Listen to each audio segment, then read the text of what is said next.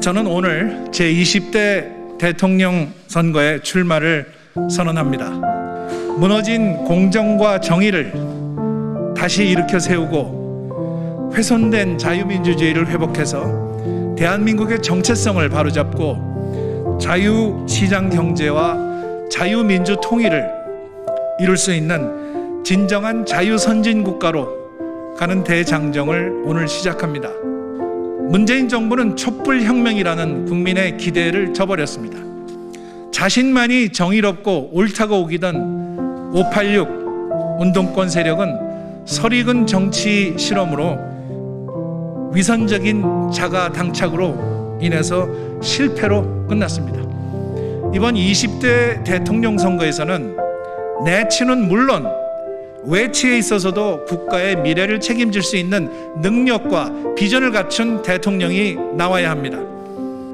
국가 성장의 동력은 일자리이고 그 첫 단추는 기업하기 좋은 나라를 만드는 것입니다. 소득 주도 성장이 아닌 일자리 주도 성장을 만들어 나가겠습니다. 합리적인 노동개혁으로 노동시장의 유연성을 확보하고 노사 합의를 통한 탄력적 노동정책을 운영하겠습니다. 대외적으로는 궤도를 이탈한 외교를 정상으로 되돌려 놓겠습니다.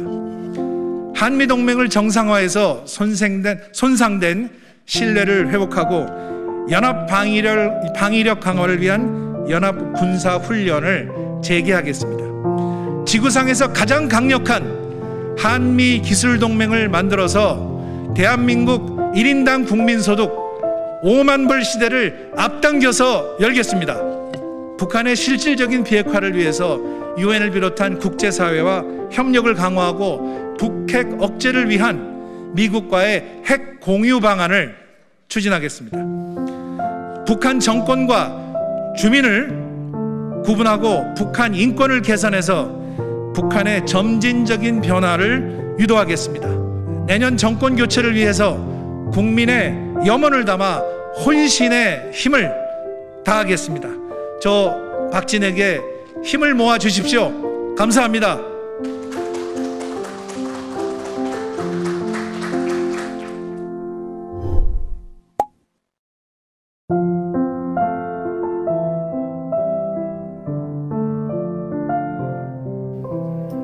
네, 안녕하세요. 박진입니다.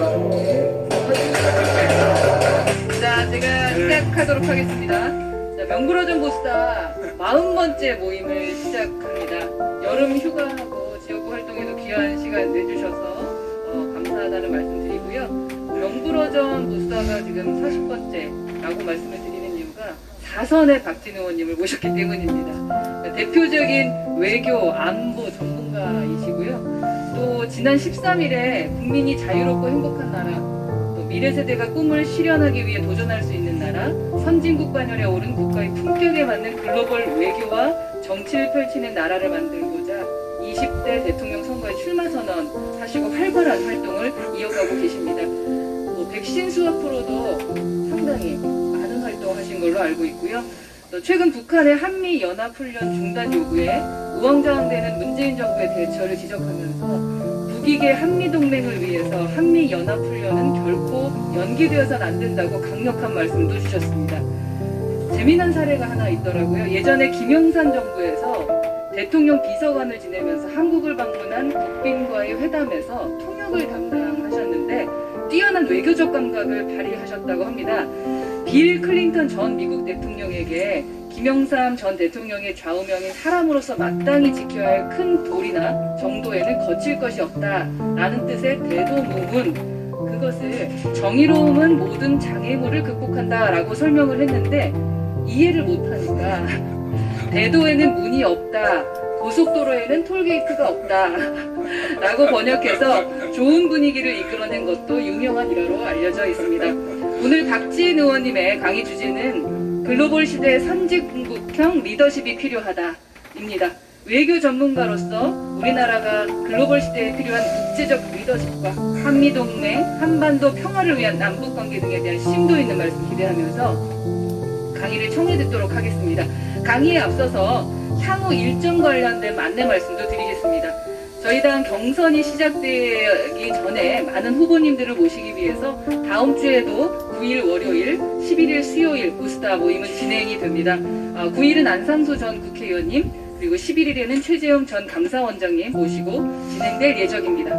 늘 함께 해주시는 언론인 여러분 감사하고요. 특히 시사포커스 함께 해주셔서 감사하고 유튜브 국회대학교에서도 생중계로 되고 30분 강의, 또 60분 동안 질문하면서 강의 시작하도록 하겠습니다. 큰 박수로 박진 예비 후보님에 대해서 맞이해주시기 바랍니다.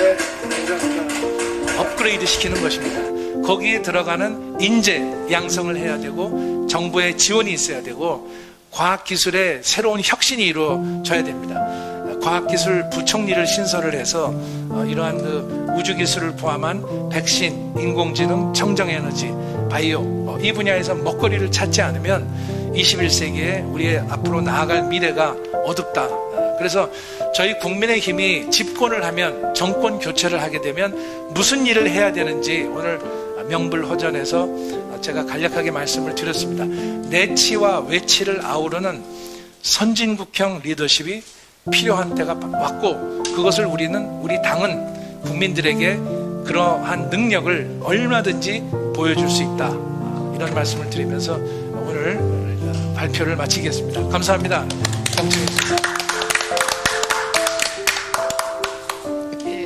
내치와 외치를 아우를 수 있는 선진국형 리더십 어떤 말씀 하시려고 하시는지 이렇게 콱콱 와닿았던 것 같아요. 대통령 큰 리더의 일이라는 게 진짜 한 군데만 머물러서는 안 되고 광대한 정보와 광대한 지식이 있어야 될 것 같다. 그리고 안보는 경제와 같다라고 말씀하셨던 것도 상당히 많은 울림이 있었던 것 같습니다.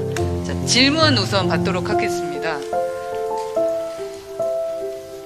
눈이 마주친 조명희 의원님이 첫 번째 질문을 늘 마지막 질문을 하시다가 지각을 해서 네. 제가 커피를 돌렸습니다. 아 그렇습니다. 네.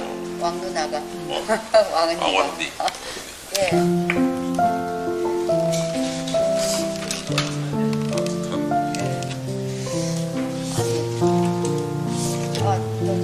항상 저는 약간 늦게 옵니다. 항상 아침이 굉장히 약한데 아침에 명불허전 7시 반에 공부를 상당히 열심히 했습니다. 질문 부탁드립니다. 네. 아니 우리 박진 의원님께서 정말 우리 대선 출마 하신 부분에 대해서 저희는 정말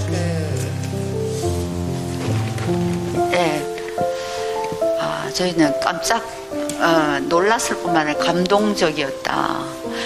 예전에 출마하신 적도 없고 또 저희가 작년에 들어와서 이제 1년 이제 2개월이 됐습니다만은 그간에 한 번도 우리 후배들한테 내가 대선 출마할 테니 좀 정치적으로 좀 지원을 해달라 이런 말씀이 없었어요. 다른 분들한테 하셨는지 모르겠습니다만은.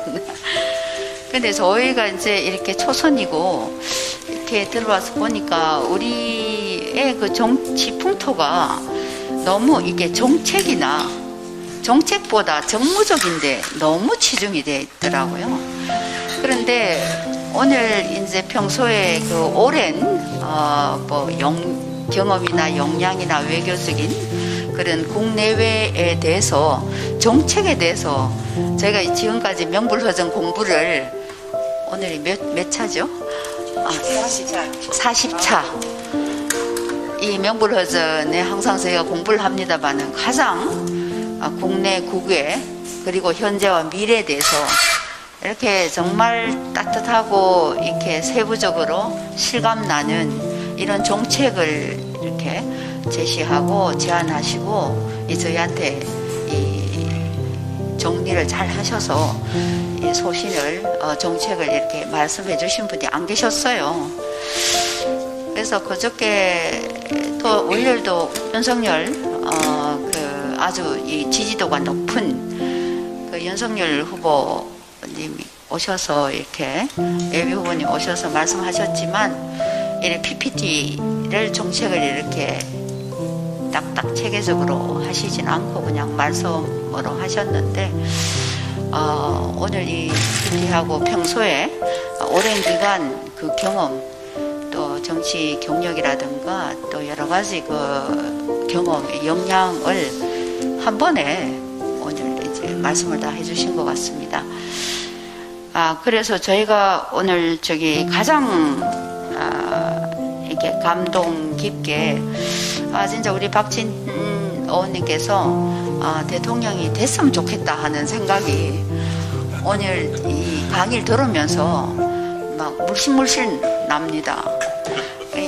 특히나 저희는 이제 교육, 과학, 저는 이제 이 벤처 제자들 이제 고용 창출을 위해서 벤처도 하고 여러 이제 분야를 합니다만은 오늘 이제 그러니까 여성 여러 가지가 있습니다. 저희가 지금까지 중에서 근데 특히 가장 이제 감동이 있는 건 교육 교육 분야가 정말 문제가 많다. 제가 교육계 30년 이렇게 이 대학원까지 합치면 40년입니다만은 참 이 문제가 많다는 건 교육 혁신 전략부도 굉장히 감동적이었고 그리고 이공계가 지금 다 죽었어요. 그래서 제가 1호 법안이 기초연구진흥법이었는데 노벨상이 없습니다. 우리 노벨상 유일한 평화상 하나밖에 없고 노벨 과학상이 없습니다. 일본 같은 경우는 24개 그 외국에 있는 일본이니까 27개입니다. 근데 제가 국가과학기술위원을 4년을 하고 연구를 오랜 동안 했지만 27조입니다.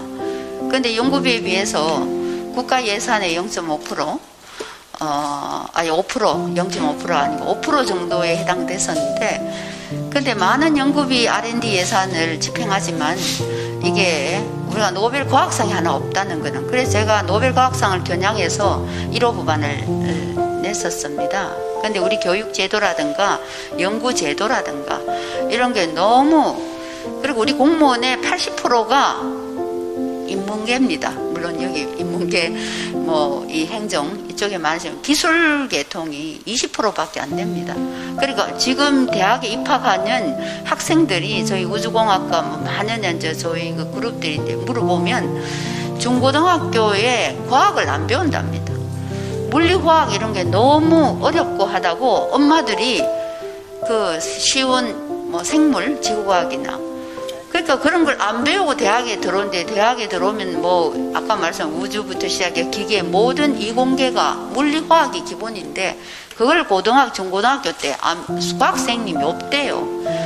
그래서 이러한 입시 제도에 올인하는 우리 국내 여러 가지 풍토라든가 이런 부분이 그래서 교육부가 굉장히 문제 많고 또 국립대학도 그렇고 교육부의 현재 여러 가지 행태가 굉장히 우리 미래 교육을 좀 먹는 그런 상황입니다. 그래서 여러 가지 문제를 잘 파악하셔가지고 또 외교 국내 내치 외치는 너무나 너무나 이게 실감 있는 말씀이고 또 교육부에 관한 말씀도 그렇고 이제 조금 이제 아시다시피 여성 페미니즘 지금 많은 이슈가 되고 있습니다만은 여성이라든가 그다음에 저희가 이제 이 기업들이 부동산 지금 많이 하지만 우리 풀뿌리에 그 있는 우리 최성재 의원도 계시지만 소상공인이라든가 그 중소기업 그리고 지역하고 수도권하고 너무 많이 차이가 나고 이런 부분도 저희가 좀 보완이 되고 하면 정말 앞으로 이제 또 토론도 하실 거고 또 이제 여러 이제 그 이슈를 또 경쟁이랄까 또 하실 건데 그런 부분도 좀 보완하시면 아주 그냥 앞으로 만에 하나 대통령이 안 되시면 우리 총리라도 하셔가지고 우리나라를 세워야 되지 않겠나. 그리고 그런 부분이고 만약에 하나 또 이망했으니까 오늘은 우리 참석자 좀 적어서 질의 시간 좀 오래 해도 되는가 모르겠는데 9시부터는 비공개죠, 그죠? 그래서 만약에 지금 우리 많은 후보들이 나오셨는데 그 두 번째 첫째는 제가 코멘트고 하나 질문 드리고 싶은 것은 만약에 첫째는 우리 박진 의원님이 우리 선배님께서 대통령이 되면 좋겠고 당선되면 좋겠고 두 번째는 지금 나와 있는 우리 예비 후보 중에서 누가 되면 우리나라가 제대로 우리 참 국가를 위해서는 누가 가장 훌륭한 추천하고 싶은 만약에 자리가 지금 바뀌어 아니 전제를 걸었잖아. 본인 빼고 만약에 자리가 바뀌어 있다면 누가 생각하시기에 가장 국가를 위해서 애국 정신을 바탕으로 가장 좋을까 추천을 하고 싶다. 이런 이제 한번 의견을 한번 주시면 저희가 저희 어차피 우리는 한 팀, 원팀이니까 이제 그런 한번 질문을 너무 당황스러운 질문입니까? 답변할까요? 예. 대정부 질문하시는 것 같아요.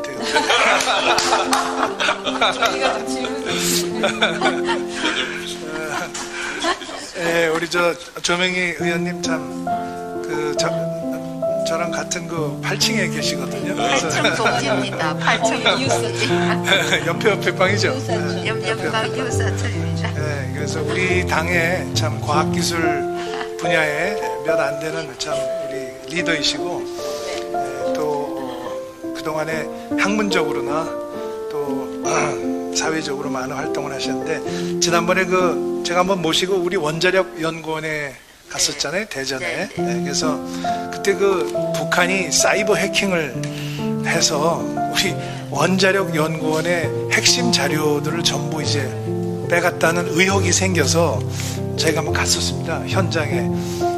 모든 문제의 답은 현장에 있다 이렇게 생각을 해서 가서 저희들이 놀란 것은 이 정부에서 그런 국가 핵심 과학기관의 중요한 핵심 자료가 사이버 해킹 당한 의혹이 많이 있는데도 그 이후에 지금 몇 달이 지났는데 아무런 지금 조치가 취해지지 않고 이게 왜 뚫렸고 뭐가 뚫렸으며 이게 누가 책임을 져야 되는지 여기에 대해서 아무 판단이 없어요. 정말 충격적입니다. 또 아울러서 탈원전에 대해서 그날 참석하신 원로 과학자 한 분이 탄식을 하시면서 이것은 대한민국이 정말로 가장 아끼고 소중하게 키워야 될 이 원전을 스스로 이렇게 망가뜨리는 것은 정말 가슴이 아프다 이런 이야기를 했습니다. 저는 이제 과학기술이 그냥 과학기술 자체가 아니라 우리의 앞으로의 미래의 살 길이라고 합니다. 누가 대통령이 되든지 과학기술에 관심이 없는 지도자는 전 자격이 없다고 생각합니다. 세계의 모든 나라들이 패권 경쟁을 하는데 거기서 과학기술을 지능하지 않는 나라는 전부 패했습니다. 아무리 지도자가 훌륭해도 과학기술에 관심이 없으면 그 나라 발전을 할 수가 없습니다. 그리고 그런 리더가 이 과학기술을 뒤에서 밀어주지 않으면 과학기술 하시는 분들이 연구만 하시지 언제 정치를 하십니까? 그분들은 진짜 순수하게 이 연구를 위해서 밤을 새면서 하시는 분들인데 정부에서 정말 적극적으로 지원을 하고 또 우리나라만이 아니라 세계 모든 나라가 지금 그걸 위해서 열심히 뛰고 있기 때문에 대한민국이 뒤처져서는 안 되겠다 이렇게 생각하고요. 그 다음에 엊그제 서울대학의 인터넷 대학원장 차상균 교수께서 말씀을 하셨는데 서울대학교 대학원에 AI 인공지능 과정의 석사 박사를 뽑는데 교육부에서 석사는 몇 명 뽑아라 박사는 몇 명 뽑아라 이걸 다 지정을 한다는 거예요. 한번 생각해 보십시오. 아니 지금 21세기에 내가 인공지능을 공부하겠다는 사람들이 얼마나 많겠습니까? 이것이 나의 희망의 사다리고 이것이 미래 방향인데 왜 석사는 40명밖에 안 되고 박사는 50명밖에 안 되고 이게 어디서 나온 숫자입니까? 이분이 탄식을 하면서 차상균 원장님이 인공지능 100만 명을 양성을 해도 모자랄 판에 그걸 40명, 50명을 교육부에서 그걸 붙잡고 있으니 정말 한심하다 이런 이야기를 했습니다. 저는 10만 양병설을 과거에 임진왜란 전에 우리 이율곡께서 주장을 하셨다고 하는데 이제 AI 100만 양병 시대가 왔다. 저는 아주 전적으로 동감합니다. 아까 제가 그 아이들 학습하는데 인공지능을 활용해서 학습을 하는 게 대단히 도움이 된다 이렇게 말씀드렸잖아요. 제가 아는 분이 그 영어를 인공지능을 통해서 가르치는 그런 공부를 이제 하고 온 분이 있는데, 처음에는 이제 학부모들이 이게 뭐 도움이 되겠습니까? 그래도 선생님이 가르치셔야죠. 기계가 어떻게 사람한테 영어를 가르치겠습니까? 이렇게 이제 생각을 했는데, 이게 지금 요즘에 나오는 프로그램이 너무 잘 돼 있어서 아이들이 영어에 빠지는 게 아니라 그 프로그램에 빠진다는 거예요.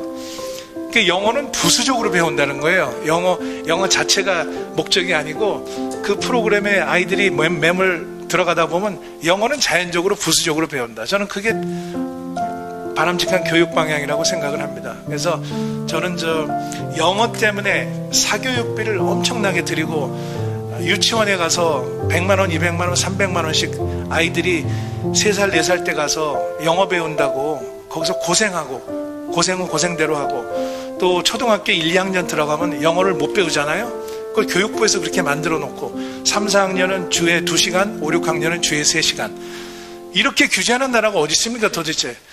그러고 나서 어떻게 글로벌 인재가 되라는 얘기예요.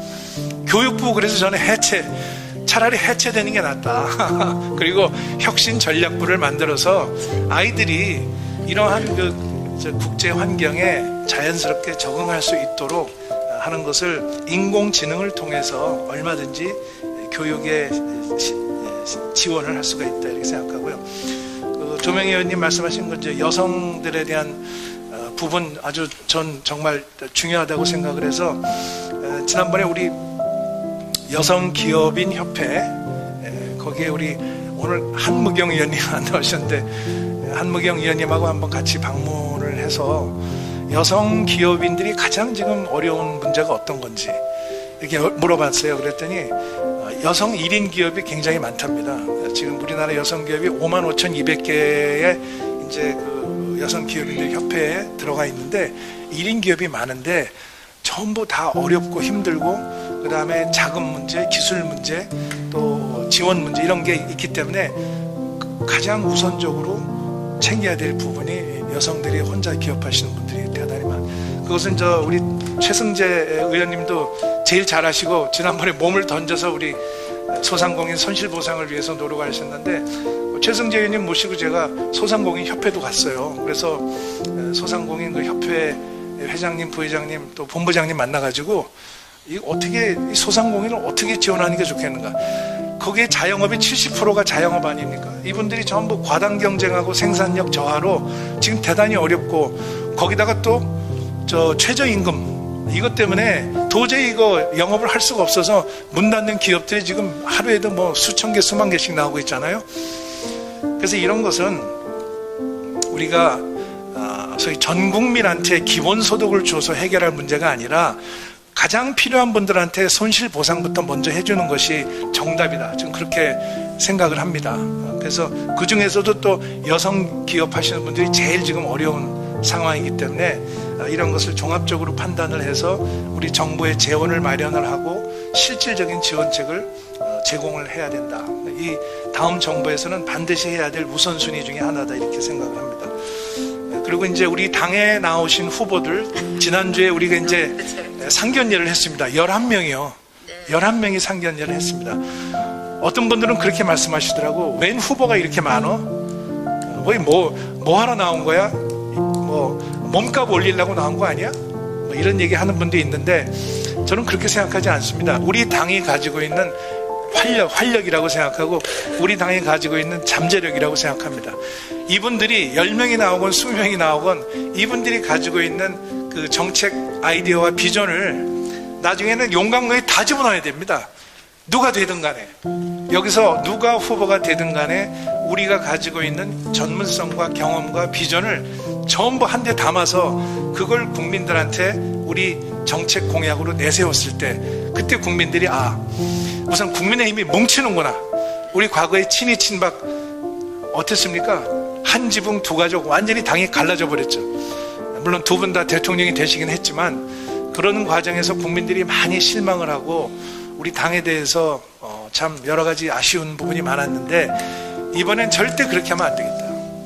무슨 줄 세우기, 무슨 새몰이, 뭐 파벌, 이거 개파, 이거 절대 안 되고, 딱 후보가 결정이 돼서 한 사람으로 결정되는 순간 나머지 후보들 전부 뭉쳐서 내가 가지고 있는 가장 좋은 정책 제안을 다 제공을 하고 그것을 하나로 묶어서 낼 수 있는 소위 정권 교체를 위한 마니페스토가 나와야 된다. 전 그렇게 생각을 해서 저는 오히려 많이 나오신 후보들한테 제가 오히려 감사의 말씀을 드립니다. 누가 가장 좋을 것이냐, 그건 역시 당원과 국민들이 결정을 하셔야 되고, 뭐 예를 들어서 지금 이제 가장 앞서가는 뭐 윤석열 전 총장이나 또 최재형 전 감사원장 20대부터 저희들이 다 학교를 같이 다녔기 때문에 개인적으로 다 잘 압니다. 그 중에 제가 제일 맏형입니다. 같은 대학을 나왔고 또 유비 같은 같은 대학을 나왔고 또 최재형 감사원장 같은 고등학교를 나왔고 제가 1년 선배고요. 윤석열 총장은 5년 선배고요.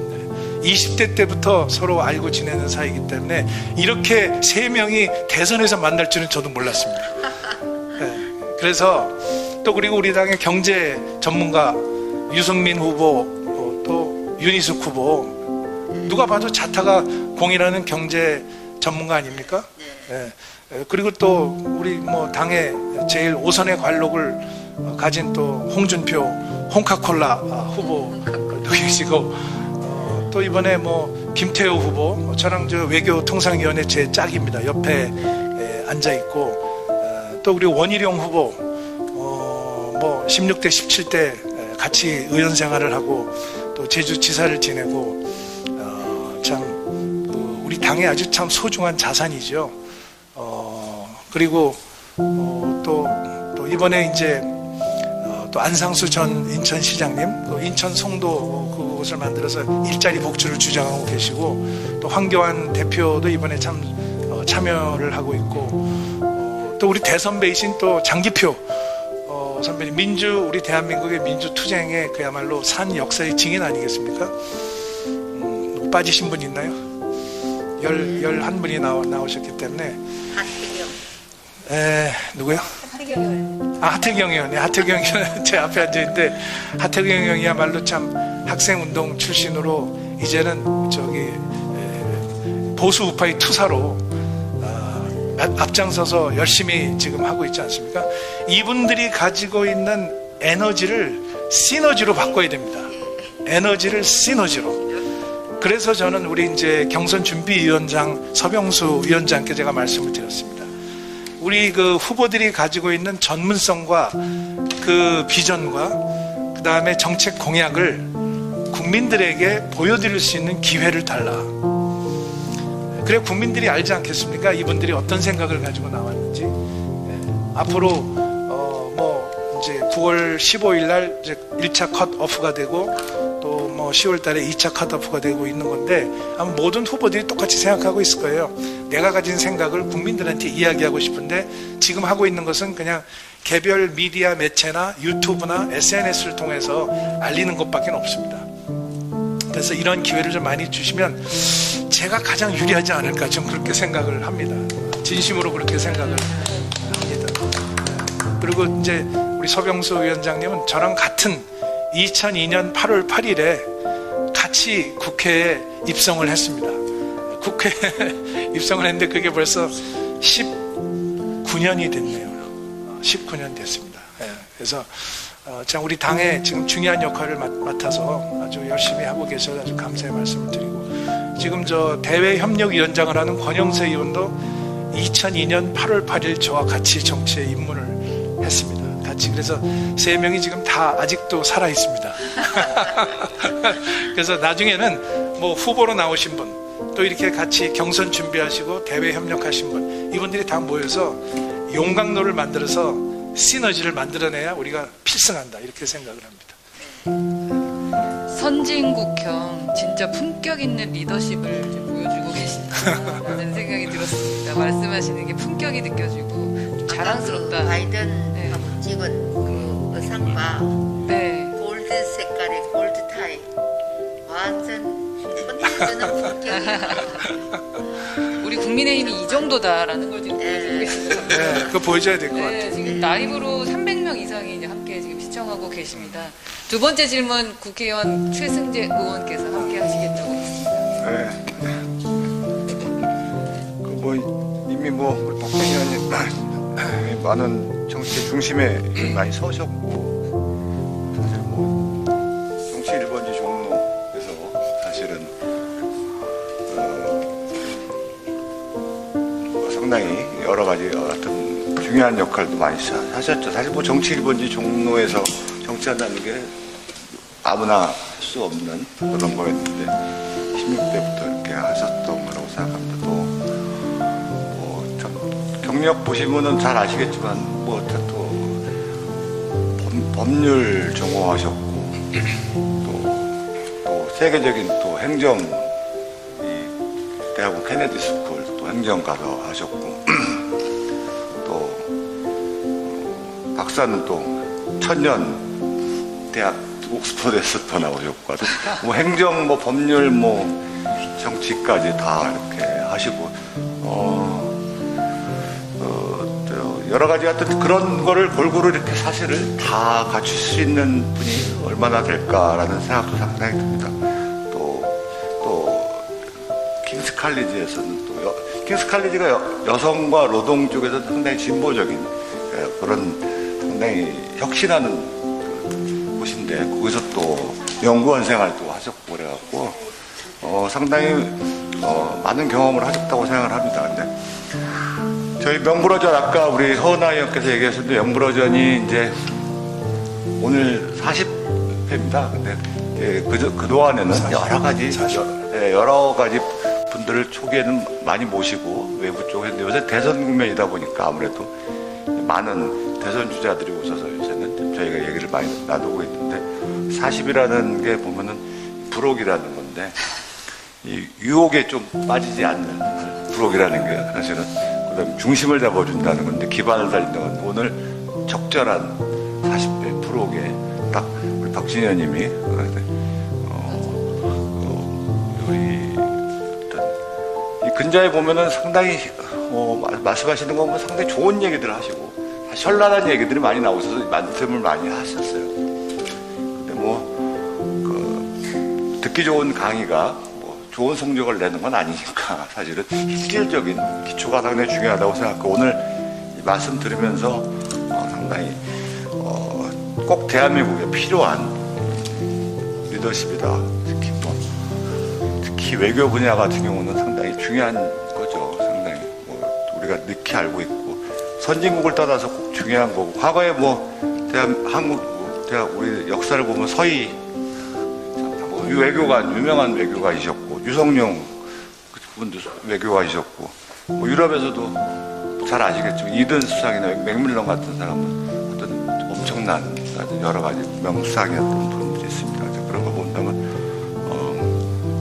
우리 시대에 정말 우리가 추구해야 될 이상적인 리더십이냐 그리고 박진희 의원님 그렇게 저는 생각을 합니다. 근데 이제 여기서 질문이 좀 들어가면은 젠틀하시고 상당히 스탠드하시고 그런 이미지가 있죠.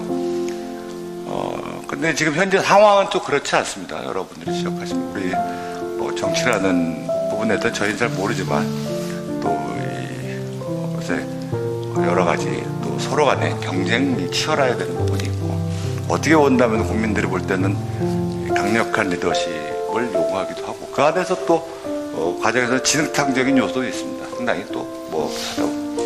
근데 그런 요소가 아까 이제 여러 가지 용광로로 이제 후원이 나온다고 생각을 하는데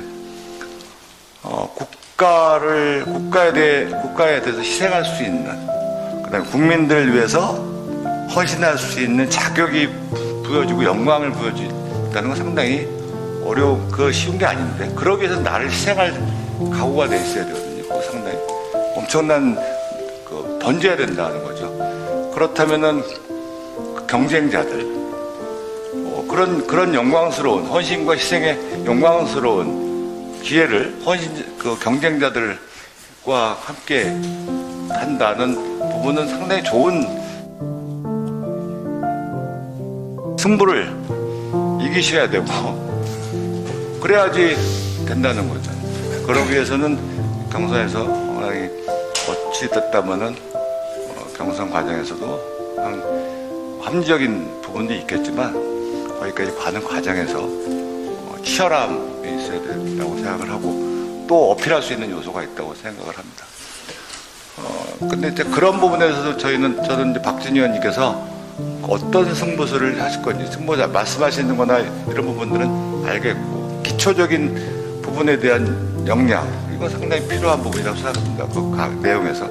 그렇지만 당장 임팩트 있는 부분들 국민들을 설득하지 못하는 그 다음에 어쨌든 간에 국민들한테과 공감하지 소통을 그게 부족한 리더십은 어떻게 보면 또 반쪽짜리 리더십이라고 할 수 있습니다. 사실은 그걸로 해외에서 나가서 많은 분들과 해서 국익을 위하는 것도 있지만 우선적으로 지금 현재 이 시대에 우리가 살고 있는 정치는 국민들이 우선적으로 정답이라는 것을 전제로 해야 될 수밖에 없는 요소가 있기 때문에 그 부분에 대해서는 박진희 의원님이 지금 현재 아쉬운 상황이라고 생각을 좀 듭니다. 그런 걸 어떻게 극복을 하셔야 될 부분이 필요하다고 생각합니다. 왜 그러냐면은 지금 갖고 있는 여러 가지 콘텐츠라든지 내용, 비전이 훌륭하기 때문에 다 그 부분을 진흙탕 속에 나를 어떻게 던져서 진흙탕 속에서 혼자 어떻게 우뚝 쓰실 것인지 그 부분에 대해서 정확한 말씀 좀 부탁드리겠습니다. 우리 최승재 의원님이 아주 저의 가장 큰 약점을 지적해 주셨어요. 제가 이제 군대에 가서 훈련을 받으면서 진흙탕에서 많이 굴렀습니다.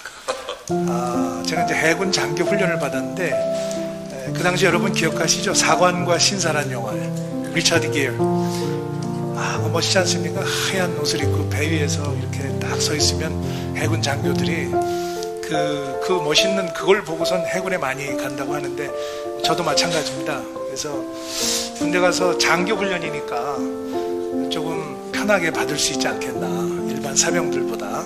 그래서 뭐 테니스도 치고 책도 보고 뭐 이러면서 하다 보면 되겠지 이렇게 갔는데 완전히 오판이었습니다. 14주 동안에 그야말로 진흙탕을 굴렀는데 그때 제가 느낀 것은 제가 이제 그런 훈련을 처음 받아봤습니다. 그래서 한때에는 훈련 받으면서 내가 관두고 그냥 집에 갈까 이런 생각도 했습니다. 그때 만약에 그렇게 했으면 내가 과연 지금 어떻게 됐을까 그런 생각도 해보고 이번에 또 이렇게 대통령 경선에 출마하면서 사실 그런 대선에 나온다는 게 쉬운 결정은 아니지 않습니까? 또 대통령 선거에 안 나와도 얼마든지 국회의원 생활을 하면서 자기의 능력을 발휘할 수 있는 거 아니겠습니까? 근데 왜 내가 나와야 되는지를 제가 곰곰이 생각을 해보니까 물론 다른 후보들도 다 치열하게 살아오시고 나름대로 다 훌륭한 후보 자격이 있다고 보는데 저 같은 경우는 제가 군대에서 훈련을 받으면서 진흙탕을 굴르고 야간 산행을 하고 밥을 못 먹고 또 그 당시에는 이게 구타를 많이 했습니다. 그걸 하면서 느낀 것이 이게 나를 강하게 만드는 하나의 좋은 기회다. 당장은 괴로울지 모르지만 이게 언젠가는 나라를 위해서 일하는데 나를 더 강한 사람으로 만들 수 있을 거다 이런 생각을 했습니다. 그리고 제가 이제 유학을 가서 이제 뭐 미국과 영국서 공부를 했는데 대개 보시면 외국 가서 좋은 대학 나오고 좋은 학위를 가졌는데 뭐 금수저 아니야? 그리고 서민들의 고통을 알겠어? 엘리트주의 아니야? 이렇게 이제 얘기를 많이 하셨는데 사실 그렇지 않습니다. 저는 국비 장학생으로 이제 시험을 봐서 유학을 가게 됐습니다. 그래서 그래도 이왕 국민의 세금으로 공부하면 남들이 다 좋다는 대학에 가서 좋은 친구들을 만나서 거기서 같은 또 인맥을 쌓고 또 좋은 공부를 해서 돌아와서 나라를 위해서 기여하는 게 중요하다 이런 생각을 했죠. 그러다 보니까 10년 유학생활과 교수생활을 마치고 들어와서 청와대에서 비서관으로 시작을 한 겁니다. 저는 그런 의미에서 참 행운이라고 생각을 합니다. 문민정부가 들어서서 김영삼 대통령을 모시고 5년 동안 대통령이 어떤 직인지 너무나 잘 봤습니다. 바로 지근거리에서 한 번은 김영삼 대통령이 그분이 여러분 기억나시죠? 하나회, 척결, 금융실명제, 공직자 재산 등록 그래서 인기도가 거의 90% 정도까지, 90%까지 올라간 적이 있었는데, 그러고 나서는 한 2년, 3년 지나니까 또 상황이 많이 변화해서 나라 안팎에 여러 가지 일들이 많이 생기고 하다 보니까 대통령이 이렇게 팔짱을 끼고 경복궁 뒷문을 이렇게 바라보면서 이게 참 혼자 말을 하시는데 창살 없는 감옥일세 이렇게 얘기하는 걸 들었어요. 그때 제가 그 얘기를 듣고 전율을 느꼈습니다. 이거 참 대통령이라는 직이 물론 어렵지만 그렇게 외롭고 고독하고 그런 압박을 받고 있는 그런 자리구나 하는 걸 제가 참 뼈저리게 느끼고, 이 자리에 오는 사람은 그냥 내가 한번 권력을 가지고 싶다, 아니면 내 이름을 날리고 싶다, 아니면은 나는 이걸 반드시 해야 돼, 내가 옛날 오랫동안 내가 가져온 꿈이기 때문에 반드시 해야 돼, 이런 생각도 좋지만 그 대통령직이라는 것이 과연 어떤 직책인지 그거를 잘 알아야 될 것 같아요. 이것은 대통령이 절대 외로워서도 안 되고 평정심을 잃어서도 안 되고 사람을 잘 써야 되고, 그 다음에 청와대에 앉아있는 것보다는 현장을 나가야 된다. 저는 현장을 아주 대단히 중요하게 생각을 합니다. 대통령이 청와대에서 보고서만 보면 현실과 대통령은 완전히 따로 격리돼 버립니다. 말하자면 그 청와대에 그냥 포로가 되는 거죠. 모든 게 다 잘 되고 있는 줄 아는데 현장에 나가면 정반대이기 때문에 그런 것을 소위 리더로서 정말 다 헌신할 수 있는 그런 각오가 돼 있지 않으면 이건 정말 어려운 직업이다, 이렇게 생각을 합니다. 그래서 저는 이제 국비장학생으로 공부를 했고 또 군에서 장교 출신으로 40개월을 복무를 하면서 나라에 이바지를 했고, 또 이제는 제가 받은 혜택을 국가에 되돌려줘야 되겠다, 이런 심정으로 국회의원을 하고 있고, 그렇게 하다 보니까 이제 대통령까지 출마를 하게 된 것입니다. 저는 국회에서 주는 그 백봉 신사상을 제가 한 6번 받은 것 같습니다. 처음에는 막 좋아서 받았는데 자꾸 받으면서 이제 걱정이 생겼습니다. 그렇지 않아도 사람들이 신사라고 그러는데 이게 완전히 신사로 이게 굳어버리면 아까 말씀드린 진흙탕 속에서 과연 이 사람이 싸울 수 있겠나, 모든 걸 걸고 이 사람이 과연 이 하얀 옷에 검댕이를 묻히고 흙탕물을 튀기면서 이거 할 수 있겠나 하는데 저 할 수 있습니다. 제가 그걸 겪었기 때문에 제가 할 수 있습니다. 그리고 그 할 수 있는 것은 제 개인의 능력이 아니라 국가를 위해서 필요하다면 뭐든지 할 수 있다 하는 그런 생각이 있고, 그래서 저는 이제 삼국지에 나오는 저 유비 같은 사람이다. 유비가 젠틀하지 않습니까? 근데 정의를 위해서, 대의를 위해서는 목숨을 바칠 수 있고 자기가 사랑하는 동생들을 잘 보살필 수 있고, 그 다음에 과연 뭐가 국가를 위해서 중요한지 그거를 판단할 수 있는 그런 사람이다. 그래서 저는 이제 그렇게 생각을 하는데, 앞으로 이제 정치를 하면서 여러 가지 많은 경험을 하게 될 텐데, 이번에 대통령에 출마하면서 저는 지금이야말로 제가 대한민국에 꼭 필요한 사람이다, 이런 확신을 가지고 나왔습니다. 그래서 진흙탕이 아니라 용광로에도 제가 들어갈 각오가 있다, 이렇게 생각하고요. 제가 아까 이제 글로벌 리더십 말씀을 드리고 세일즈 외교를 말씀드렸는데, 제가 아주 간단한 사례를 들어보겠습니다. 그 캐나다에 장 크레티앙이라는 총리가 있었는데 이분이 한쪽 귀가 안 들립니다. 그래서 청와대를 왔는데 김영삼 대통령이 물어봤습니다. 이거 좀 그 한쪽 귀가 잘 안 들리시는데 불편하지 않으세요? 그러니까 이분이 유머 감각이 뛰어나요.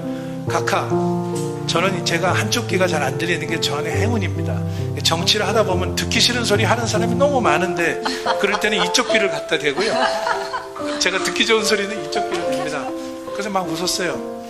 근데 분위기 좋아지니까 우리 대통령이 캐나다 총리가 각하, 한국의 성공 비결은 뭡니까? 그러니까 김영삼 대통령이 우리는 하면 된다 하는 정신이 있습니다.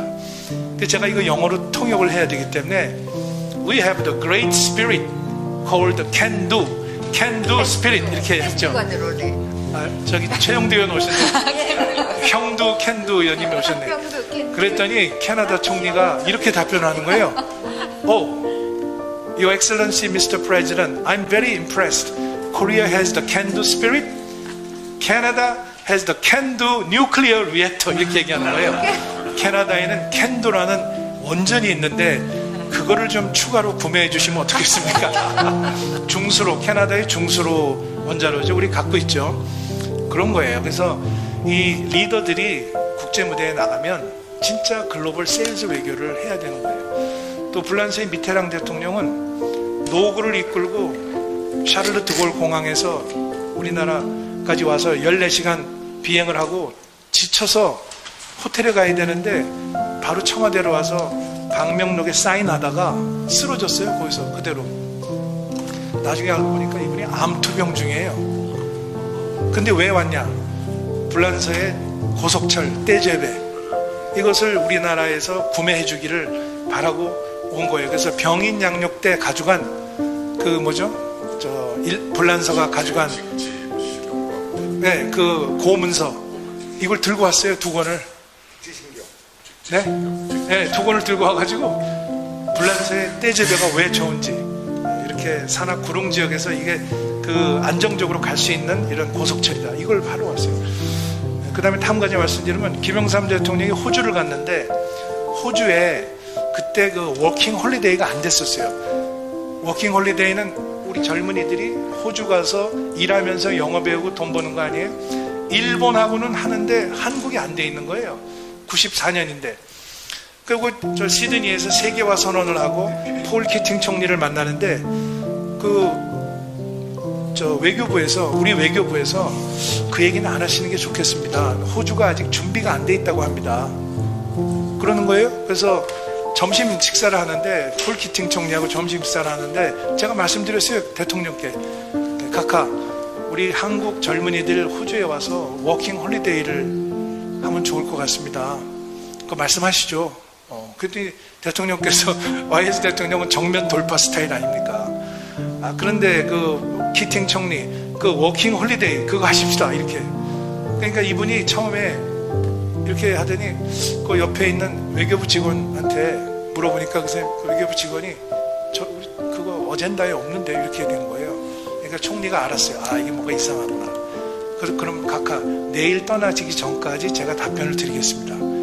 그 다음날 폴 키팅 총리가 아침 식사하는데 한국과 워킹 홀리데이 하겠습니다 이렇게 나간 거예요. 그 지금 호주에 가시면 시드니에 우리 한국 젊은이들이 3만 명, 4만 명 가 있습니다. 그걸 리더가 하는 거예요. 아까 저 서희의 단판 말씀하셨잖아요. 그걸 해달라는 거예요. 그게 대통령 찬스 아닙니까? 우리 젊은이들한테 청년 일자리를 만들고. 근데 이런 그 국제 문제에 대해서 아무 경험 없이 대통령 되신 분들은 전부 초보 운전이에요. 이거를 외교 담판을 어떻게 해야 되는지, 그 다음에 상대방을 어떻게 설득해야 되는지, 거기에 대해서 경험이 없잖아요. 저는 이제 그런 경험을 가진 지도자가 나올 때가 됐다, 이렇게 생각하는 거죠. 맞습니다. 국제 무대에서. 예. 네. 저는 지금 준비되어 있는 대통령 후보입니다. 말씀을 하시면 하실수록 정말 대통령이 되셔야 될 것 같아요. 자, 저희가 9시까지 공개로 하고 이유는 비공개로 괜찮으시면 질문 받아드리겠습니다. 비공개할 필요 없습니다. 그 시사 포커스 이렇게 해도 되겠습니까? 그냥 괜찮으세요? 네, 간단하게. 알겠습니다. 그러면 시간은 얼마나 주실 거죠? 짧게. 그러니까 이제 가셔야 돼요. 저는 뭐 시간 괜찮습니다. 우리 오늘 저희 봉사. 오늘 봉사활동 가셨어요? 네, 9시 몇 분이죠? 9시 40분. 예, 시간 좀 있습니다. 네, 있습니다. 그럼 윤창현 의원님, 우리 경제 최고봉 질문 무슨 있겠습니다. 말씀을요? 아주 그냥 너무 재밌습니다. 예, 아침에 와서 이렇게 진정한 잠이 공부가 탁 깨면서 진정한 그냥 공부를 하고 있는 공부를 저희들이 하고 저희들이 해야죠. 공부를 하고 있는 것 같다는 생각을 하게 됩니다.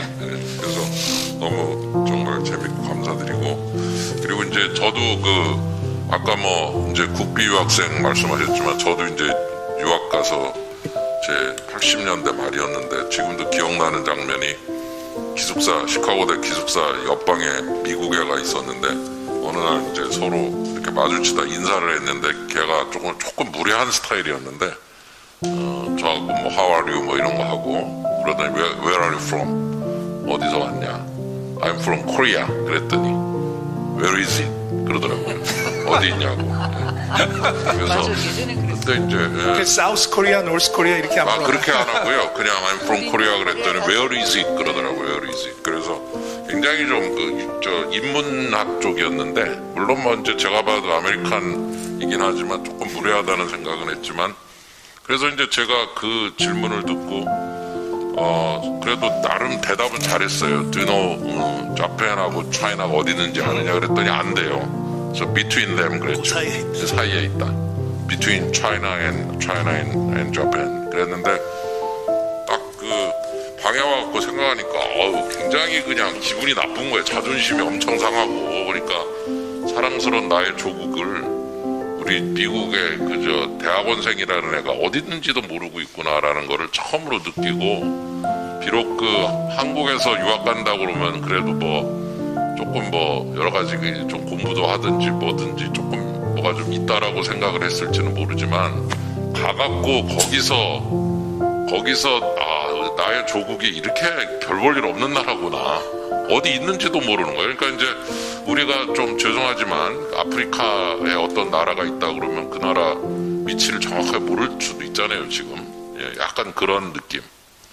그래서 아까 이렇게 지도를 딱 보여주시면서 미테랑도 아니라 마크롱도 나오고 막 이러는 그 멋있는 국가들의 한국도 이제 하나 딱 이렇게 들어가 있는 걸 보면서 아마 이제 그 과거에서부터 지금까지 아까 웅크타드로 시작을 하셔서 좋은 말씀 주셔서 아마 그런 그 경험들을 이렇게 하시면서 그 의원님의 그런 그 어떤 커리어도 그런 그야말로 진흙탕부터 시작해서 이렇게 올라오면서 우리나라의 격이 이렇게 높아진 경험을 아마 박 의원님의 그 커리어 속에서 그게 또 상당히 느껴지셨을 것 같다는 생각이 들어요. 이제는 코리아가 어디 있냐고 물어보는 놈이라고 만들지만 물어보는 사람이 있다면은 how come 어떻게 you don't know 어떻게 그런 것도 모르냐고 혼낼 수 있을 상황이 됐거든요. 걔 상식의 부족을 탓할 수 있는. 그러나 80년대 후반만 해도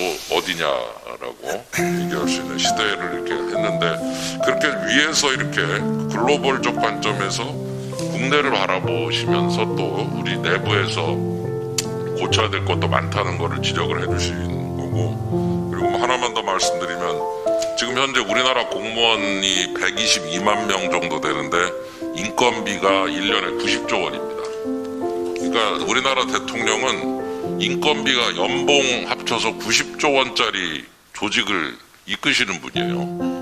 그러면 연봉 90조면은 500대 기업 다 합친 게 한 86조거든요.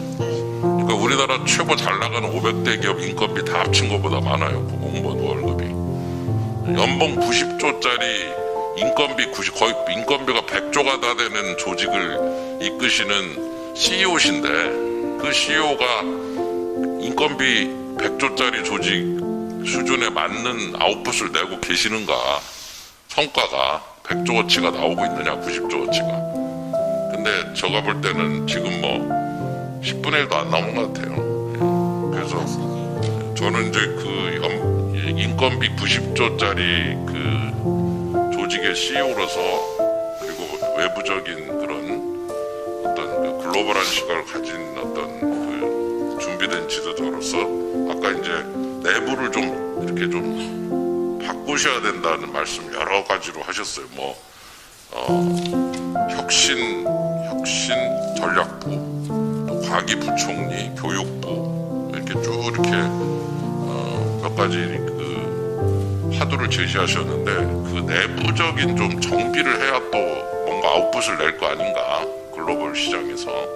그래서 한번 그 글로벌의 감각을 동원한 우리나라 내부의 행정조직 개편적 관점, 내부의 그 조직을 어떻게 잘 관리하고 자를 거 자르고 줄일 거 줄이고 또 강화하시고 하는 그 부분을 좀 더 이렇게 한번 총체적 청사진적 관점에서 한번 제시하시면 아주 그 새로운 시각에서 제시가 될 것 같다는 생각이 들어서 아까 그런 거를 몇 가지 말씀해 주셨는데 혹시 뭐 여가부나 통일부 포함해서 뭐 혹시 오늘 좀 더 이렇게 정리 좀 될 만한 얘기가 있으면 좀 부탁드립니다.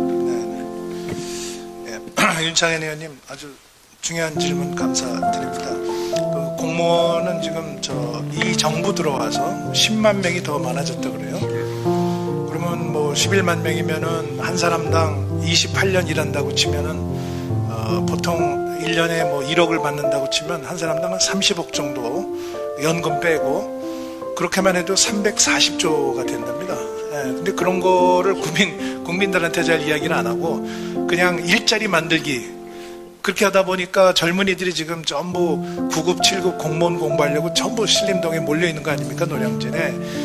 그 짐 로저스라는 그 분이 뭐 투자의 규제라고 하는데 이분이 책을 써서 제가 관심을 가지고 읽어보니까 공무원 시험을 많이 치는 나라에 과연 혁신이 있을 수 있겠느냐 이런 이야기를 하는 걸 봤습니다. 한국이 가지고 있는 잠재력이 이렇게 큰데 젊은이들이 스타트업이나 벤처나 또 내가 하고 싶은 기업에서 창의적으로 일을 할 수 있는 나라 이런 나라가 되어야 되는데 일본은 이미 그게 안 된다는 거죠. 일본은 이미 산을 넘어서 내려가기 때문에. 그러나 한국은 할 수 있는데 보니까 자기가 깜짝 놀랐다. 이렇게 공무원 시험에 많이 몰려있을 줄은 자기가 몰랐다고. 그걸 지금 대통령한테 본인이 얘기했다고 합니다. 직접 문재인 대통령한테 이건 아닙니다 이렇게. 그래서 지금 이 정부에서 하는 것은 돈을 막 풀고 그 다음에 공공주도 사업을 많이 하고 주택도 뭐 공공주택을 많이 만들어서 하면 그 대신에 그 민간의 투기를 잡기 위해서는 세금과 규제를 잡으면 된다 이렇게 생각하는데 현실은 전혀 반대로 나타나고 있기 때문에 경제가 실패했다. 이런 지적에 저는 아주 100% 동감을 합니다. 저는 이제 4가지로 보는데요. 정치는 자유. 아까 말씀드렸죠. 내가 살고 싶은 집에 내가 감당할 수 있는 가격으로 살 수 있는 자유. 또 내가 하고 싶은 일자리를 가질 자유. 그 다음에 내가 가고 싶은 곳에 갈 수 있는 자유. 이거를 지금 이 정부가 다 막아놓고 있는 거죠. 내가 서울에 살다가 대구에 직장이 생겼는데 서울에서 사는 집을 팔려니까 양도소득세하고 초과이익 환수제 뭐 이런 것 때문에 안 되는 거예요. 내가 옮길 수가 없어. 그럼 자유가 제한되는 거 아니겠어요? 그런 거에 대해서는 아무 얘기를 안 하고 그냥 일방적으로 자꾸 규제하다 보니까 대한민국에 살기 힘든 나라가 되는 거죠. 국민이 자유롭지도 않고 행복하지도 않고 정권 교체해야 되겠다. 그 다음에 2번째 경제는 혁신. 아까 말씀드린 대로 외교는 글로벌 리더십 그리고 문화는 매력 국가. 한국처럼 매력이 있는 나라가 있습니까? 네. 한국을 전혀 모르던 사람이 제가 해외 입양연대 대표를 10년을 했습니다. 여기서 태어났지만 외국에 입양됐다가 다시 한국을 찾아 들어오는 사람들이 그 나라에 살면서 미국, 벨기에, 불란서, 독일에 살면서 한국을 한 번도 와보지 않고 자기 이름이 외국 이름인 사람이 한국에 와서 청국장을 먹고 거기서 완전히 한국 문화에 매료된 걸 제가 봤습니다. 불란서의 장관이. 왜 한국에 그렇게 매료됐나 그랬더니 내가 이제까지 느껴보지 못했던 나의 뿌리를 다시 찾는 느낌이다. 이런 얘기를 합니다. 매력 덩어리입니다. 한국은. 이거를 세일즈하는 사람이 누구겠습니까? 대통령입니다. 왜? 대통령이 나라의 얼굴이기 때문에. 미국 그러면 바이든, 러시아 그러면 푸틴, 중국 그러면 시진핑. 얼굴이 떠오르지 않습니까? 그 얼굴 자체가 그 나라의 브랜드인 겁니다. 그런데 국제무대에 나가서 nice to meet you, my name is 누구누구누구 이렇게 하면서 명함을 주기 시작하면 그게 외교가 되겠습니까? 제가 볼 때 그래서 제가 내치와 외치를 아우르는 세계와 소통하는 글로벌 리더십이 필요하다 이렇게 말씀을 드렸습니다. 그 다음에 이제 조직 개편인데요. 저도 지금 이거 계속 생각 중인데 얼마 전에 이제 여가부하고 통일부 폐지론이 나와서 언론에서도 관심을 가지고 했죠. 저는 여성 정책을 우리 국가가 포기하면 안 된다고 생각을 합니다. 그게 이름이 여가부건 또 다른 부건 간에 다만 이제 그 가족부 같은 경우는 이제 고용노동부라든지 보건복지부에 그 업무가 들어가 있기 때문에 꼭 무슨 가족이라는 걸 뭐 안 붙여도 그 업무는 그대로 갈 수 있는 거고요. 또 여성 업무도 사실은 여성부라는 이름을 꼭 안 붙여도 국가여성위원회를 두든지 또 다른 부처에서 할 수가 있는 겁니다. 그래서 이것은 그냥 폐지한다 안 한다 이렇게 흑백 논리로 할 것이 아니라 어떤 부서에서 이거를 맡았을 때 가장 규제가 덜하고 실질적인 지원이 많겠는가 이런 차원에서 한번 검토를 해봐야 된다고 생각하고요. 교육부는 지금 아시죠? 초등중, 중등학교 교육은 교육청에 가 있고 그 다음에 대학 교육은 교육부가 붙잡고 있는데 이 교육부가 붙잡고 있는 대학 교육을 해방시켜줘야 된다. 그래야만 대학이 R&D의 핵심으로 클 수가 있고, 그렇게 하기 위해서는 아까 이주호 장관이 얘기한 혁신 전략부를 만들어서 거기에 중소기업 벤처, 그 다음에 대학, 그 다음에 R&D 이게 전부 들어가서 하나의 융합된 혁신 전략을 만들어내는 부서가 있어야 된다, 이렇게 보는 거죠. 그러게 보면 교육부에 남은 게 없습니다. 초중동은 교육청으로 가고 대학은 혁신 전략부로 가면 교육부에 남은 게 없습니다. 그래서 제가 해체하라는 겁니다. 차라리 그렇게 하려면. 그 다음에 이제 통일부는 이 정부 하에서 통일부가 과연 무슨 일을 했는지를 보면 통일부를 그냥 해체하는 게 낫겠다, 이런 얘기가 나올 수밖에 없습니다. 자업자득이죠. 북한과의 예측 가능한 관계를 만들려고 했더니 북한의 저자세로 북한의 눈치를 보면서 북한에서 한마디 하면은 바로 법안이 나오는 이런 관계는 이건 바람직하지 않다.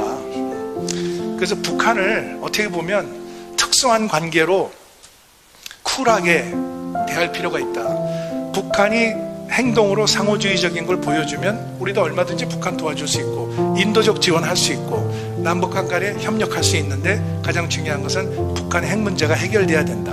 이런 원칙과 상호주의에 의해서 남북관계를 다시 만들어야 되는데, 제가 볼 때는 외교 통일부의 업무를 외교부랑 합쳐서 국제공조 하에서 남북관계를 정상화시키는 것, 그건 전 바람직하다고 봅니다. 외교통일부, 그전에는 외교통상부였죠. 근데 통상 기능이 외교와 분리되면서 산업통상자원부가 되고 외교부만 남았는데, 지금 외교부는 업무가 많이 축소가 됐습니다. 정무와 의전, 통상은 산업부에 뺏기고 통일은 통일부가 하고, 이래서 저는 외교통일부로 하고 그 대신에 외교통일부를 부총리급으로 격상시켜서 아까 말씀드린 외교통일부, 과학기술부 두 부총리가 나라를 끌고 가야 된다. 가장 중요한 것은 경제와 외교 아니겠습니까? 그리고 경제를 둘러싸고 있는 게 외교이기 때문에 안보가 제일 가운데 있고, 가운데 경제가 있고, 그 다음에 외교가 있다. 그러니까 외교와 안보가 경제를 도와줘야 됩니다. 나라가 쓰지 않으면 어떻게 경제가 있겠습니까? 그리고 글로벌 시대에 국경이 없어지는데, 안보와 경제의 벽이 허물어지는데 어떻게 경제와 외교가 따로 놀 수 있겠습니까? 그런 의미에서 정부 조직이 필요하다, 이렇게 생각을 하고, 지금 이제 산업통상자원부와 중소기업 벤처부 이렇게 나와 있는데, 전 두 개 합쳐도 된다고 생각해요. 그냥 산업부 이래도 되는 거 아닙니까? 그리고 자원은 저는 따로 띄어야 된다고 생각합니다. 미국에도 디파트먼트 오브 에너지가 있거든요. 그 자원이, 우리나라 같은 자원이 없는 나라에서 제일 중요한 게 인재하고 자원 아닙니까? 근데 인재는 교육부에서 맡아서 하다가 지금 너무 규제가 많고, 자원은 이리저리 갔다가 막 붙다가 보니까 이게 말하자면 그 빌려온 사람처럼 이렇게 되어 있는데, 에너지, 이건 진짜 중요하다. 앞으로 클린 에너지, 그 다음에 원자력 에너지, 그 다음에 신재생 에너지, 이런 에너지를 대한민국이 찾을 수 있는 새로운 그런 조직 개편이 필요하다, 이렇게 생각이 듭니다. 그리고 이제 그 총리실의 역할인데, 저는 총리를 그냥 방탄 총리, 대통령이 언제든지 고용하고 해임할 수 있는 총리, 이거 안 된다고 생각합니다. 차라리 그럴 거면 총리를 없애는 게 낫습니다. 대통령이 직접 책임지는 게 낫죠. 그러나 그렇게 하려면 헌법을 바꿔야 되기 때문에, 헌법을 또 국회 3분의 2와 국민투표로 해야 되기 때문에, 그러지 말고 현행 헌법을 바꾸지 않은 상태에서 총리가 그대로 책임을 지면서 국정을 이끌 수 있는 방법, 그것은 국회에서 총리를 추천하는 겁니다. 여야가 합의로 총리를 국회가 하는 겁니다. 장관까지 추천하는 거죠. 그럼 대통령이 국회에서 여야가 합의한 총리를 보고 그 총리에 대해서 받아들일지 안 받아들일지 대통령이 결정하는 거죠.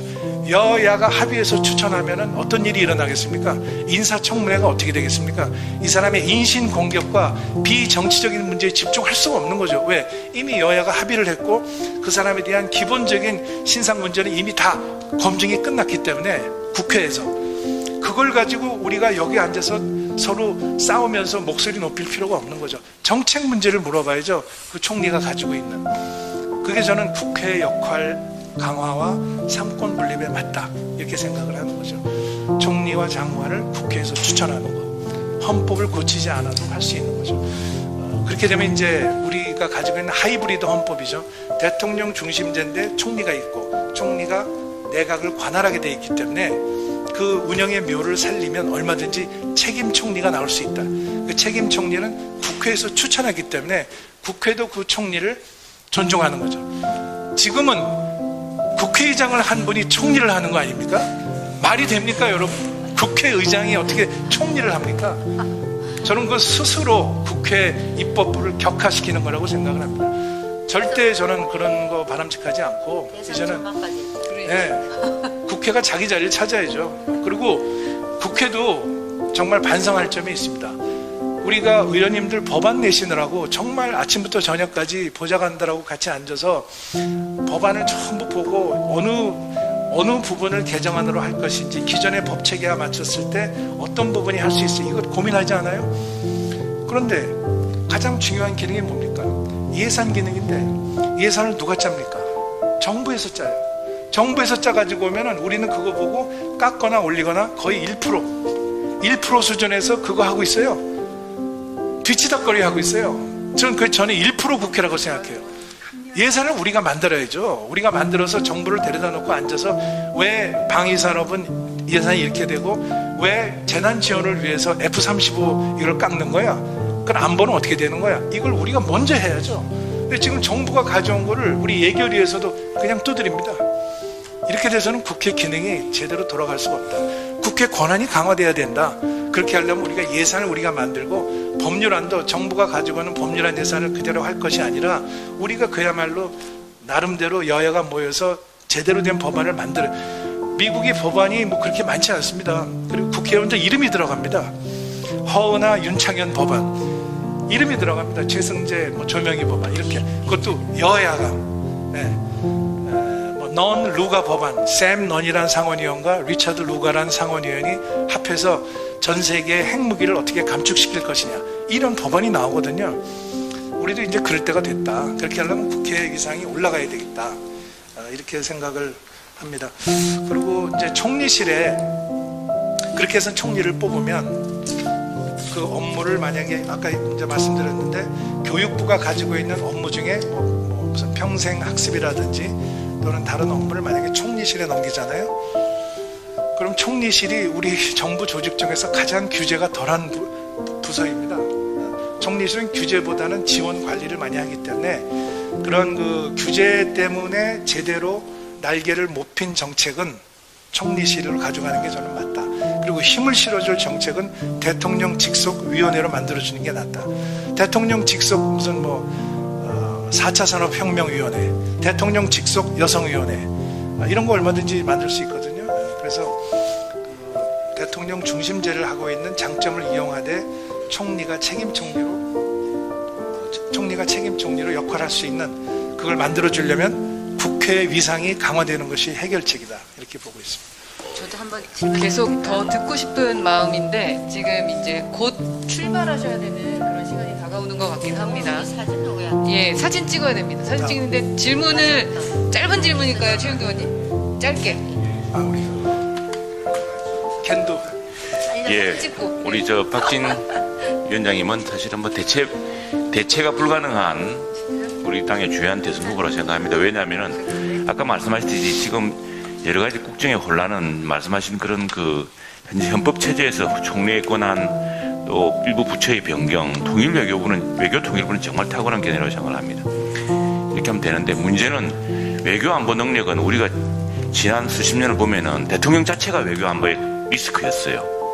우리 당 현재 대통령도 마찬가지고 지금 대통령은 이루 말할 수 없이 정말 디제스트러스하고 그래서 나라를 이렇게 더구나 평화로운 시기에 이런 몰랐지만 지금처럼 미중 각축이 있고 이런 불안한 시기에는 새벽 3시에 북한 핵미사일 위험 신호가 떨어졌을 때 그걸 능숙하게 외국 지도자와 통화할 수 있는 대통령 이런 대통령은 사실은 그 대통령 본인이 훈련되고 지식이 없으면 불가능합니다. 그런 의미에서 우리는 박진 위원장 상당히 기대를 하는데 그런 외교 안보 능력 민주당 대통령 후보들 누구도 갖추지 못한 외교 안보 능력을 좀 집중해서 좀 국민들에게 왜 외교 안보가 중요한지 알려주시면 좋겠습니다. 이 공기와 같아서 공기가 나빠지면은 당장 숨 막혀 죽을 수 있는데 지금 웬만해가지고는 사람들이 그 중요성을 잘 모르는 것 같습니다. 그 점을 좀 각별히 좀 부각시켜 주십시오. 우리 최영대 의원님이 5월달에 미국 가서 고생 많이 하셨어요. 진짜 큰일 하고 오셨죠, 두 분께서. 우리 윤주경 의원님도 질문을 꼭 하셔야 돼요. 네. 저희 다른 게 아니라 아까 외치와 내치가 다 중요하다고는 말씀을 하셨는데 지금까지 보면은 뭐 민주화 투사 대통령, 법률 전문가 대통령, 경제 대통령 나왔는데 이제는 외교 대통령이 나올 때가 됐다 이런 말씀들을 하시는 분이 있어요. 그래서 외교 대통령이라는 캐치프레이즈를 가지면 어떨까 이런 생각을 해보는데 그런데 외교라는 거는 사실 대통령 하나의 개인기로 되는 것이 아니잖아요. 그 대통령을 받쳐주는 외교적 역량이 튼튼하게 갖춰진 외교관들이 많아야 되는데 이번 정부 보면 정말 외교관들이 생각지도 않은 실수들을 굉장히 많이 했잖아요. 그런 면에서 보면 아까 말씀하실 때 G7 우리가 경제적으로 G7이나 했는데 외교도 G7에 맞는 외교 역량을 가진 외교관들이 굉장히 많아야 된다고 저는 생각해요. 그리고 그런 역량을 가진 외교관들은 사실 자기가 부임한 나라의 최고위층하고의 네트워크가 탄탄히 갖춰진 외교관들이 많아야 되는 건데 지금 현재 외교관들의 그 재임 기간이라든지 이런 걸 볼 때 그런 것을 갖추기에는 턱없이 모자라기도 하고 또 하는 일들이 정말 어떻게 보면은 저희 국회의원들이 가면 그거 의존하기에 바쁘고 그러잖아요. 이런 걸 볼 때 좀 안타까운 게 많은데 의원님께서는 이런 현실을 누구보다도 잘 알고 계실 것 같은데 그렇다면 이런 거에 대해서 어떤 계획과 생각을 갖고 계신지 알고 싶습니다. 제가 외교관 출신입니다. 외교부에. 그렇기 때문에 저희 동료들도 많고 이제 대사를 지내고 물러난 친구들도 많이 있습니다. 제가 1977년에 그 당시 제가 만 20살인데요. 중앙청의 4층에서 외교관으로 공직 생활을 시작을 했습니다. 그 당시 대학교 4학년이었는데 2학기는 학교 안 나가고 공무원으로 직장에 출퇴근을 했습니다. 외교관은 제일 중요한 게 역시 국가관입니다. 외국에서 생활하다 보면 또 그 나라의 문화와 풍습에 이제 많이 익숙해지다 보면 또 우리 한국에서 생각하는 시각과 또 격차가 생길 수도 있기 때문에 항상 그런 국가관에 대해서 계속해서 이걸 강화하는 교육을 해줘야 되고요. 두 번째는 그 나라 언어를 구사해야 됩니다. 내가 부임한 나라의 언어를 모르고 어떻게 외교관을 하겠습니까? 대사가 그 통역을 데리고 다니면서 어떻게 외교가 되겠습니까? 그 나라의 외교부 장관이나 또 그 나라에 있는 기업인을 만날 때 속 터놓고 얘기할 수 있는 그게 진정한 외교 아니겠습니까? 그런 그 능력을 구비를 해야 되고 그 다음에 이제 저는 아까 이제 우리 윤창현 의원님 이제 물어보신 정부 조직 개편에서 제가 외교 통일부를 얘기했는데 가능하면 외교 통상 통일부로 확대할 필요가 있다. 왜냐하면 외교 중에 가장 중요한 것이 세일즈 외교입니다. 정무와 의전도 중요하고 아까 말씀하신 대로 국회의원들이 오면 공항에 나오는 것도 필요하고 어떨 때는 뭐 운전도 해야 되고 하지만 통상이거든요. 그 나라가 가지고 있는 경제력과 우리나라의 경제력을 어떻게 접목해야 되고 어떤 부분을 가장 중요한 프로젝트로 만들 것인가 이거 대사가 현지에서 판단을 해야 되는데 나는 외교부니까 통상은 상무관이 하는 거야. 산업통상자원부에서 나온 주재관이 하는 거고 나는 정무와 의전하는 거지 이렇게 생각하면 안 되는 거예요. 대통령부터 세일즈 외교를 해야 되고 대사는 말할 것도 없고 그러려면 법률적으로 임무를 부여해 줘야 되는데 그게 외교 통상 통일인 거예요. 외통통이에요. 그래서 제가 국회에서 외교 통상 통일위원장을 했어요. 잘 됐어요. 그래서 한미 FTA를 바로 제가 상정을 해서 통과를 시킨 거예요. 왜? 외교 통상이 우리 일인데 지금은 국회 외교 통일위예요. 통상 얘기를 안 해요. 그럼 외교가 무슨 소용이 있습니까? 물론 국위를 높이고 국력을 뭐 뻗친다 이거 좋은데 실질적인 과실은 국민을 위한 일자리 창출과 외화 획득과 경제 확장이잖아요. 그게 통상인 거예요. 그래서 저는 통상자원부에서 통상을 가져오고 통일부에서 통일을 가져와서 앞으로 남북관계 잘 되면 북한하고 얼마든지 뭐 남북 자유무역도 할 수 있는 거 아닙니까? 그런 거를 외교부에서 국가 전략으로 할 수 있어야 된다. 그래서 외교부 개편론입니다. 시간은 더 듣고 싶지만 시간 관계상 이걸 멈추게 되는 게 아쉽고요. 실시간으로 라이브 한 500명 보셨다가 지금 300명이 꾸준하게 보시기가 쉽지 않거든요. 컨텐츠가 그만큼 좋았다는 게 아닌가 싶습니다. 의원님도 질문이 좋으니까. 네, 저희 국민의 힘이 이 정도입니다, 국민 여러분. 오늘 자랑스러운 강의 감사하고 품격 있는 강의 감사합니다. 마지막으로 큰 박수 부탁드리고 사진 찍고 마무리하겠습니다.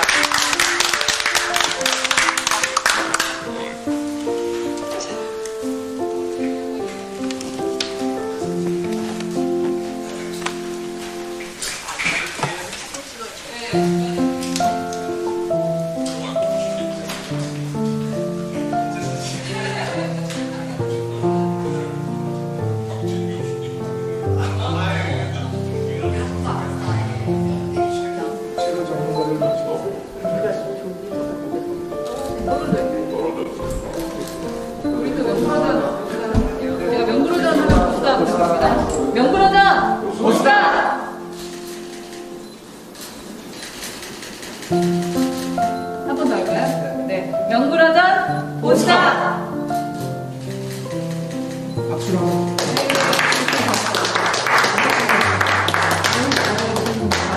우리 질문 더. 너무.